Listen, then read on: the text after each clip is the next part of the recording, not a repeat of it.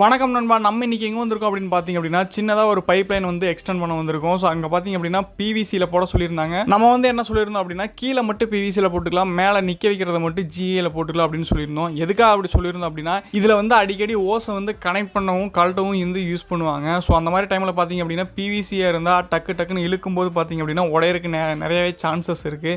So நம்ம ஜிஐயில் போட்டு கொடுத்துட்டோம் அப்படின்னா அந்த இடத்துல ஒரு குட்டு மாதிரி கட்டிக்காங்க.